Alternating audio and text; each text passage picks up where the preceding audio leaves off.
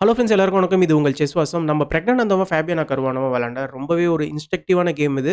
இந்த வீடியோவ ஸ்கிப் பண்ணாம ஃபுல்லா பாருங்க. ரொம்ப இன்ஸ்ட்ரக்டிவான கேம் இது. கண்டிப்பா ரொம்ப யூஸ்ஃபுல்லா இருக்கும். இந்த இடத்துல ஃபேபி வந்து E4 வந்து ஸ்டார்ட் பண்றாரு. இப்ப E5, knight F3, knight C6, bishop B5. So ரேல் ஓப்பஸ் ஓப்பனிங். ஸோ இந்த பான புஷ் பண்ணி இந்த பிஷப்ப கிக் பண்றாரு. ஃபேபி மோஸ்ட்லி இந்த நைட் எடுத்துப்பாரு. கேம்லயும் அத தான் பண்றாரு. இப்ப பான் டேக்ஸ் பிஷப். இப்ப ஃபேபி வந்து கேன்சல் பண்ணிக்கிறாரு. இப்ப குயின வந்து எடுத்தோனே F6ல போடுறாரு பிரக். இப்ப என்ன ஆகுதுன்னா, சென்டர் பான வந்து புஷ் பண்றாரு ஒயிட். சென்டர் பான புஷ் பண்ணதுக்கு அப்புறமா பான் டேக்ஸ் பானு. இப்ப பிஷப்ப வச்சு குயின கிக் பண்றாரு. இப்ப குயின் D6. இப்ப இந்த விட்ட பான வந்து ஒயிட் எடுத்துக்கிறார். இப்ப பிஷப் E7. இந்த இடத்துல இப்ப பிஷப் எடுத்துட்டு வந்து E3லயே போட்டுறார். ஸோ பிஷப் வந்து எக்ஸ்சேஞ்ச் பண்ணல. இப்ப night F6. So night F6 மூலியமா இந்த ஒரு பான வந்து பிறகு அட்டாக் பண்றாரு. F பான புஷ் பண்ணி இந்த பான சேஃப்கார்ட் பண்றாரு. இப்ப C5 வந்து ப்ளே பண்றாரு பாருங்க. ஸோ இங்க டபுள் பான்ஸ் இருக்கு இல்லையா? அதனால இந்த பான புஷ் பண்ணி இந்த நைட்ட கிக் பண்றாரு. Night E2. இப்ப குயின் ஒருத்தருக்கு ஒருத்தர் பார்த்துட்டு இருக்காங்க. பட் குயின வந்து எக்ஸ்சேஞ்ச் பண்ணல. பிறகு வந்து இன்ஸ்டட் அவருடைய பிஷப்ப வந்து டெவலப் பண்றாரு. பிஷப்ப டெவலப் பண்ணதுக்கு அப்புறமா, இப்ப வந்து B3. ஸோ B3 மூலியமா பாருங்க, இந்த ஒயிட்டுடைய பான் வந்து லைட் ஸ்கொயர் எல்லாத்தையுமே வந்து புடிச்சிட்டு இருக்கு. இந்த பான்ஸ் எல்லாருமே. ஏன்னா, பிளாக் உடைய லைட் ஸ்கொயர் பிஷப்பால ஃபர்தரா உள்ள வர முடியாது பாருங்க. இந்த இடத்துல இப்ப கேசல் பண்ணிக்கிறாரு குயின் சைட்ல. ஆக்சுவலா இந்த இடத்துல குயின் சைட் கேசல் பண்றதுனால தான், இந்த இடத்துல குயின வந்து எக்ஸ்சேஞ்ச் பண்ணல. So queen side castle. அதுக்கப்புறமா இந்த குயின் வந்து இப்ப எக்ஸ்சேஞ்ச் ஆகுது. Bishop takes queen.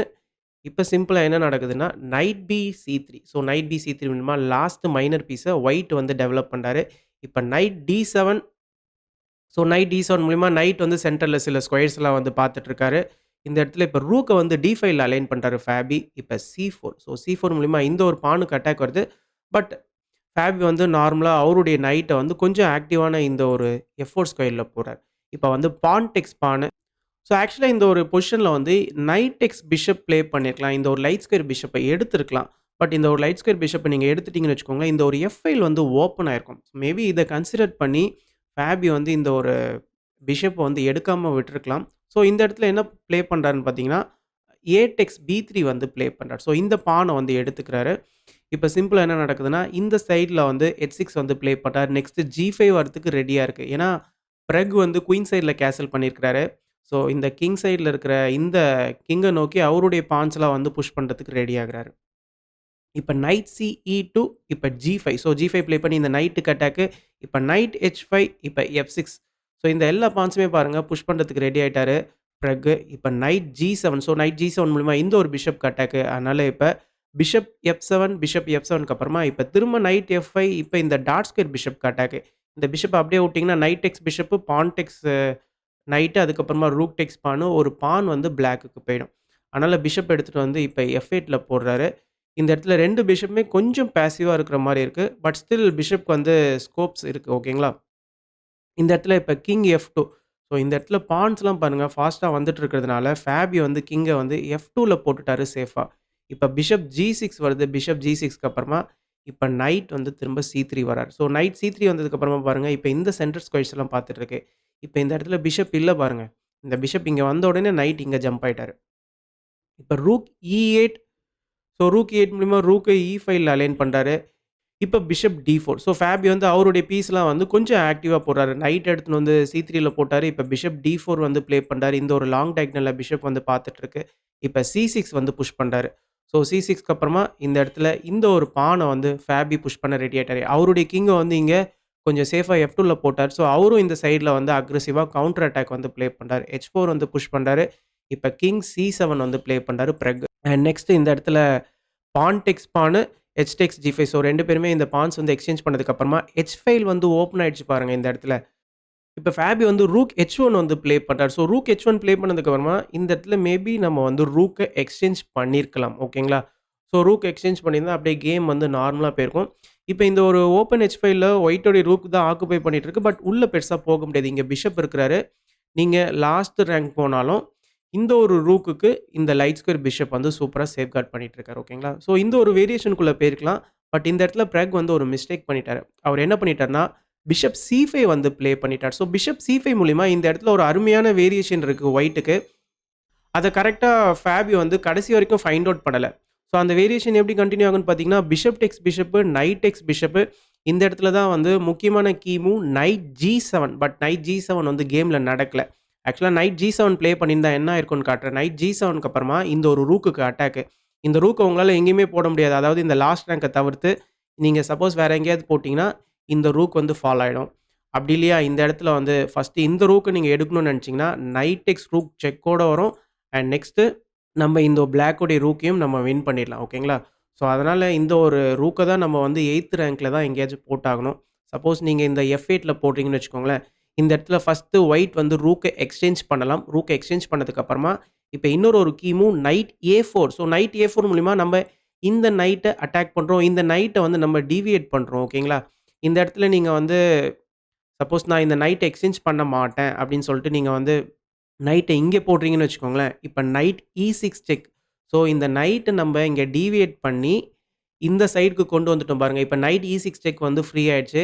இப்ப நீங்க கிங்க வந்து C8ல தான் போடுற மாரி இருக்கும். கிங்க இங்கலாம் போட முடியாது. இங்க போட்டீங்கன்னா, இந்த நைட் வந்து ஃபால் ஆகும். இந்த இடத்துல நீங்க வந்து கிங் C8லாம் ப்ளே பண்ணீங்கன்னு வச்சுக்கோங்களேன், ரூக் D6 வரும். ஸோ, ஏகப்பட்ட பிரச்சனை வரும்.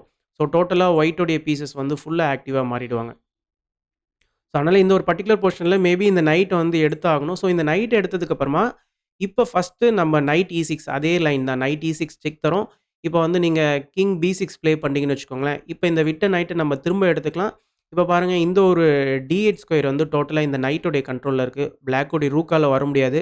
நெக்ஸ்ட் ரூக் D7 வந்து நம்ம த்ரெட்டன் பண்ணலாம். ஸோ, இதிலிருந்து திரும்பவும் பிளாக்கோடைய கேம்ப்குள்ள ஒயிட்டோடைய பீஸ் வந்து போரும். ஸோ, கொஞ்சம் கொஞ்சமா ஒயிட்டுக்கு வந்து அட்வான்டேஜ் வர ஆரம்பிச்சுரும்.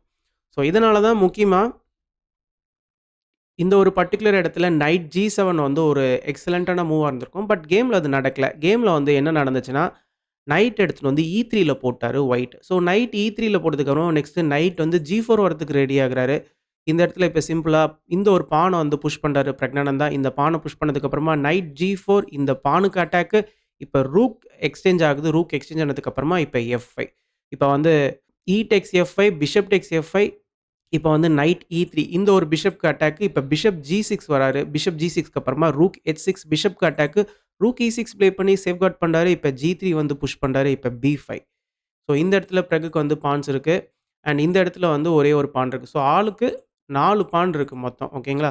இந்த இடத்துல இப்ப F1 வந்து புஷ் பண்றாரு. இந்த பான்ஸ் வந்து எக்ஸ்சேஞ்ச் ஆகுது. இந்த பான்ஸ் எக்ஸ்சேஞ்ச் ஆனதுக்கு அப்புறமா இந்த இடத்துல தான் பார்த்தீங்கன்னா, ஒரு முக்கியமான ஒரு டர்னிங் பாயிண்ட்டே. ஓகேங்களா?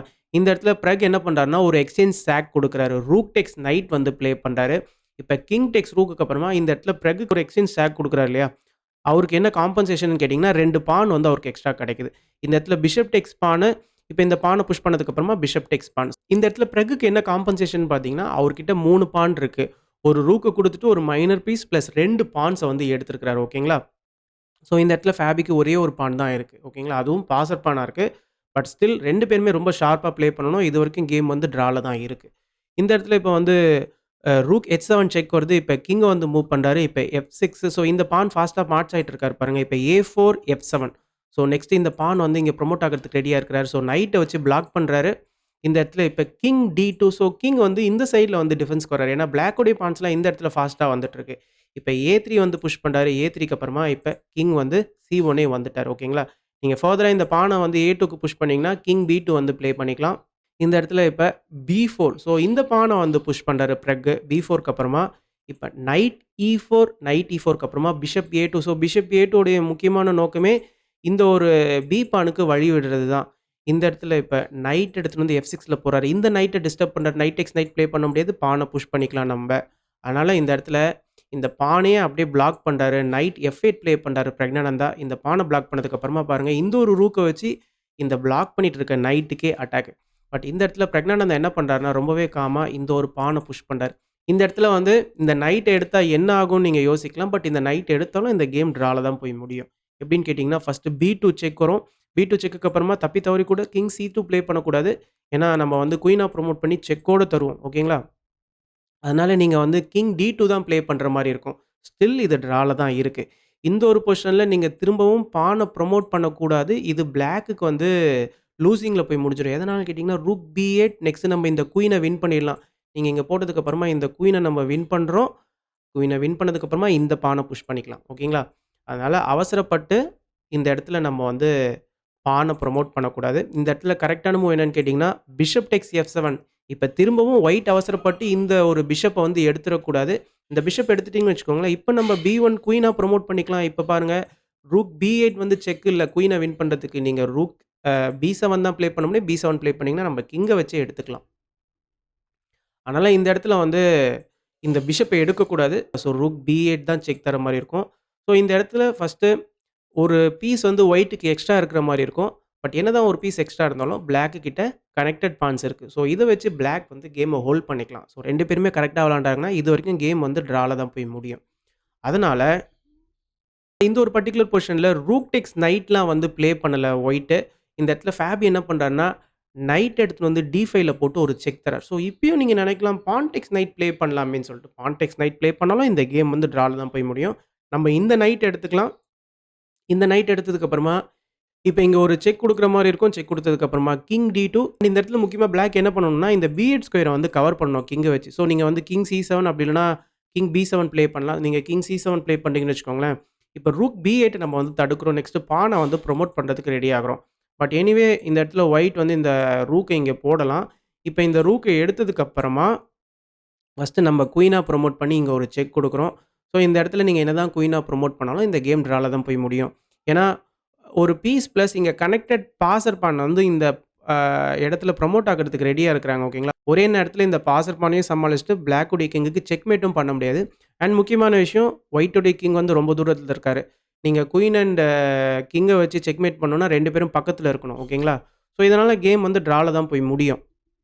ஸோ ஆகையால இந்த ஒரு பர்ட்டிகுலர் நைட் செக்குக்கு அப்புறமா இந்த ஒரு நைட்ட வந்து எடுக்கல. ஓகேங்களா? ஸோ இந்த இடத்துல என்ன நடக்குதுன்னா, சிம்பிளா கிங்க வந்து பக்கத்துல கொண்டு வராரு. கிங் C5க்கு அப்புறமா இப்ப நைட் C3. ஸோ நைட் C3க்கு அப்புறமா பாருங்க, இந்த ஒரு B1 ஸ்கொயர வந்து பார்த்துட்டு இருக்காரு. இந்த பான் வந்து ப்ரமோட் ஆக விடாம.